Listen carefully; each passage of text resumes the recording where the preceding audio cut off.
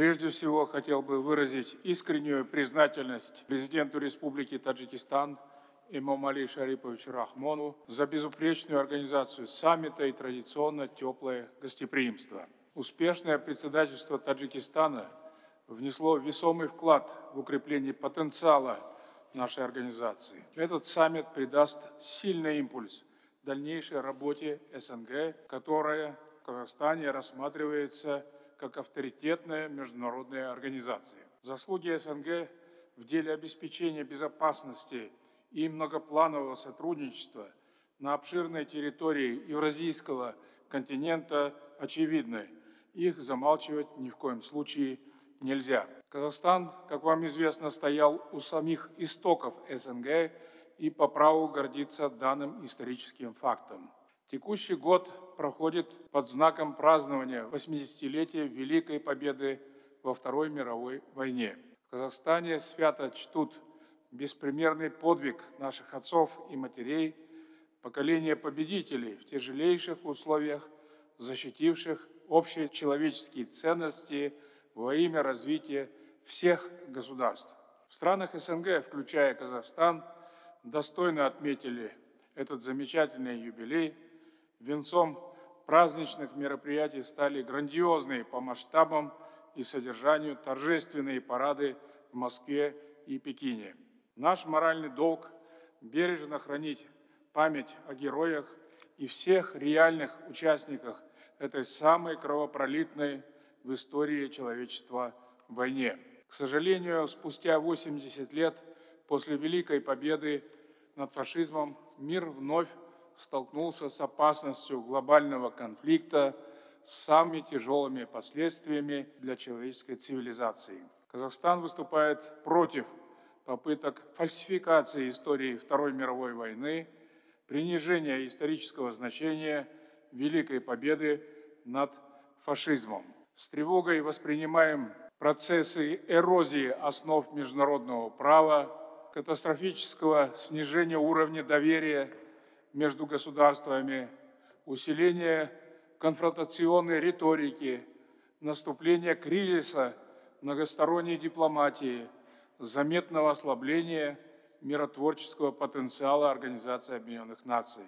В этих условиях геополитических потрясений критически важно объединить усилия стран СНГ и всех наших сторонников для ликвидации конфликтогенных факторов.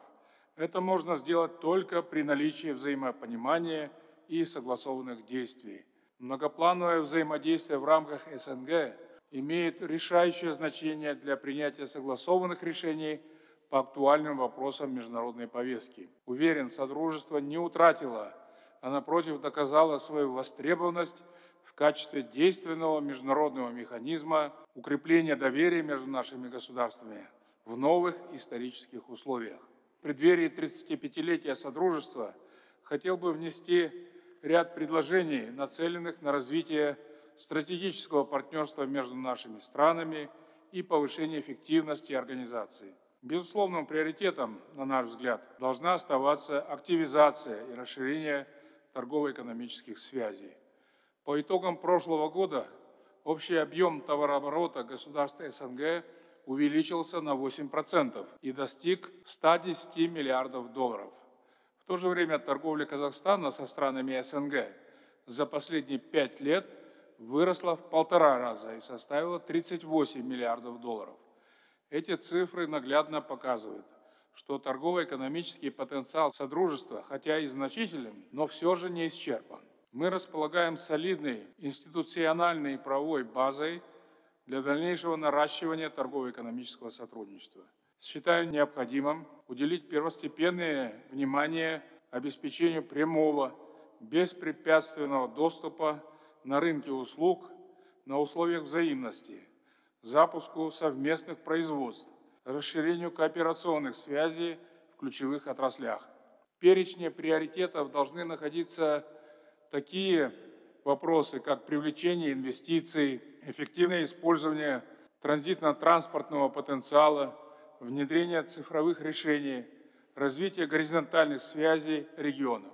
В целях нахождения дополнительных источников экономического роста стран-участниц СНГ предлагаем провести своеобразную мозговую атаку на полях международного форума, который будет проведен в Астане в апреле следующего года под эгидой Организации Объединенных Наций, посвященного изучению природы и первопричин современных вызовов безопасности и развитию. Ведущие эксперты, аналитики государств СНГ могли бы внести свой вклад в решение труднейших проблем нашего времени. В 2026 году Казахстан будет председательствовать в органах Евразийского экономического союза. В рамках председательства запланирован ряд важных мероприятий, в том числе Евразийский экономический форум. Пользуясь случаем, приглашаю уважаемых коллег, а также представителей правительств и бизнеса стран СНГ принять активное участие в его работе. Учитывая, что на данной площадке рассматриваются общие для всех наших стран вопросы, предлагаю рассмотреть возможность придания ему статуса совместного мероприятия Евразийского экономического союза и СНГ. Продуктивное торгово-экономическое сотрудничество возможно только при наличии активно функционирующих транспортных коридоров. Это аксиома. Наш обширный регион традиционно выступает в качестве связующего звена между Европой и Азией, играет особую роль в глобальной транспортно-логистической системе. Коридор Север-Юг открывает для государств СНГ прямой доступ к рынкам стран Персидского залива и Южной Азии. В то же время Восток-Запад и транскаспийские маршруты в увязке с китайским мегапроектом «Пояс и путь» превращают СНГ в уникальный сухопутный мост Евразии. Усилить транзитные возможности нашего региона призвана запущенная недавно новая железнодорожная линия на территории Казахстана Достык-Моинты, давшая старт формированию трансказахстанского железнодорожного коридора. Но для полного раскрытия транспортного потенциала всех наших государств перед нами стоит задача создания современной инфраструктуры. Предлагаю рассмотреть возможность подготовки единой цифровой транспортно-логистической карты Содружества. Она позволит объединить национальные инфраструктурные планы и создать целостное пространство транспортной взаимосвязанности, что обеспечит условия для привлечения большого объема инвестиций. Близка к завершению подготовка инициированной Казахстаном концепции сопряжения главных транспортных артерий, проходящих по территориям государств СНГ. Для эффективного управления грузопотоками, снижения издержек и минимизации рисков следовало бы дополнить этот документ положениями, предусматривающими внедрение технологий искусственного интеллекта. Цифровизация и искусственный интеллект становятся ключевыми факторами устойчивого развития и конкурентоспособности наших государств. Казахстан в ускоренном режиме продвигает цифровую повестку, охватывающую государственное управление, социальную сферу и повседневную жизнь граждан. Создано Министерство искусственного интеллекта и цифрового развития. Идет работа над цифровым кодексом. Разрабатывается концептуальный документ «Цифровой Казахстан», который объединит все инициативы и проекты в единую национальную стратегию, или, как сейчас принято говорить, экосистему. Казахстан открыт для сотрудничества в этой области со всеми государствами СНГ. Пристального внимания требует развитие человеческого капитала в новую цифровую эпоху. Поэтому нами принято решение о создании университета со специализацией по вопросам искусственного интеллекта. Успешно стартовала государственная программа, которая охватывает более 400 тысяч студентов, создает условия для формирования исследовательских команд и дип-тек стартапов. Этот проект можно и нужно масштабировать в рамках СНГ. И Казахстан готов к сотрудничеству со странами Содружества в целях подготовки нового поколения специалистов, способных работать в условиях жесткой конкуренции на глобальном рынке. Серьезные риски для устойчивого прогресса наших стран создают экологические угрозы, стихийные бедствия и техногенные катастрофы. Поэтому важной задачей видится использование эффективных инструментов раннего выявления и предупреждения подобных кризисов. Предлагаем объединить наши усилия путем создания регионального центра прогнозирования чрезвычайных климатических и техногенных ситуаций. Серьезную обеспокоенность вызывает стремительное обмеление Каспийского моря. По сути, это уже не региональная, а глобальная проблема.